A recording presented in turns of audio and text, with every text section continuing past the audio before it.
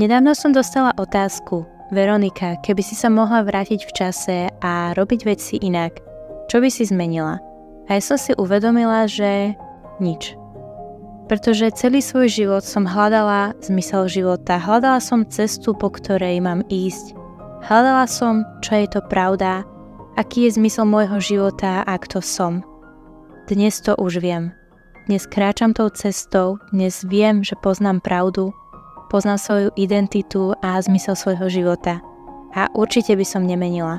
A keď sa takto pozriem spätne do minulosti, jedinú vec, ktorú by som naozaj zmenila, je to, že by som sa vydala na túto cestu skorej, keby som vedela ako. A to bol môj jediný problém, že som nevedela, hľadala a trvalo to nejakú chvíľu, než som našla to, čo žijem dnes.